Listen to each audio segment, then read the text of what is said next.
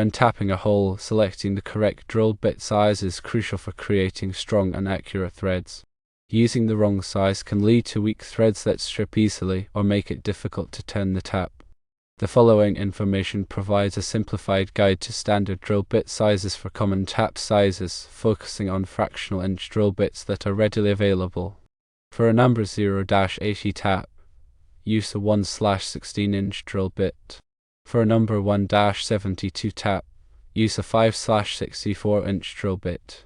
For a number 2-56 tap, use a 3/32 inch drill bit. For a number 4-48 tap, use a 7/64 inch drill bit. For a number 6-32 tap, use a 1/8 inch drill bit. For a number 8-32 tap, use a 5/32 inch drill bit.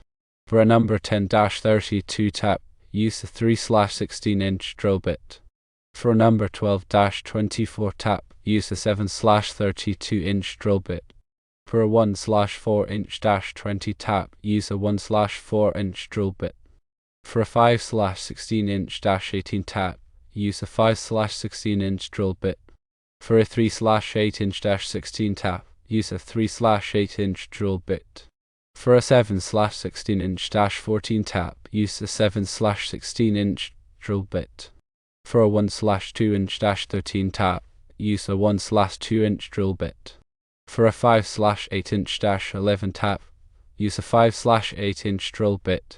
For a 3/4 inch -10 tap, use a 3/4 inch drill bit. And finally, for a 1 inch -8 tap, use a 1 inch drill bit. This guide focuses on standard threads. Different thread types, such as metric or fine threads, will require different drill bit sizes. It is important to consult a specific tap drill chart for those thread types. Understanding thread terminology is helpful. The tap size indicates the diameter of the tap and the number of threads per inch. For example, a 1/4 inch -20 tap has a diameter of 1/4 inch and 20 threads per inch. The drill bit size needed for tapping depends on the desired thread engagement, which is the percentage of the full thread that is cut into the material.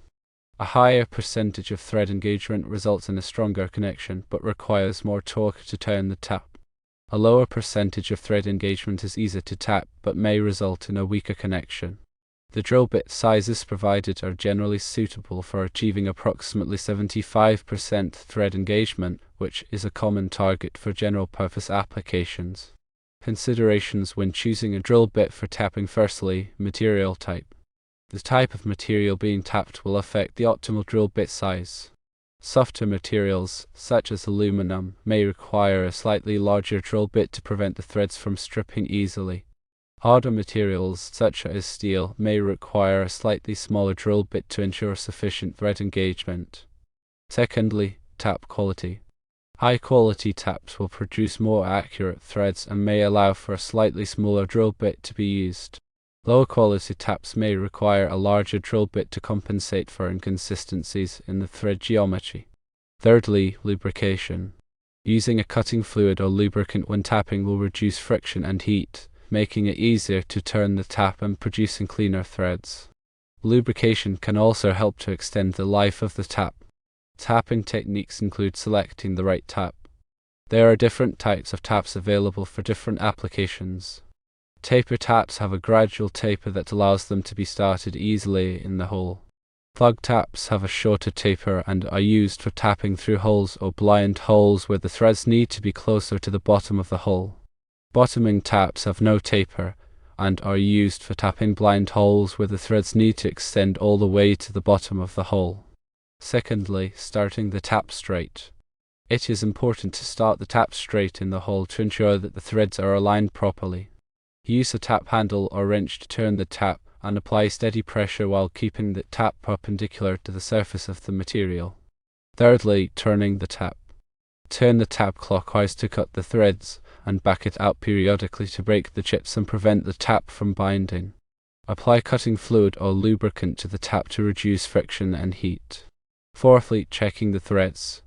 After tapping the hole, use a screw or bolt to check the threads and ensure that they are properly formed. If the screw or bolt feels loose or difficult to turn, the threads may need to be chased with a tap or die. The information provided is for general guidance only, and it is always recommended to consult a specific tap drill chart for the thread type and material being tapped.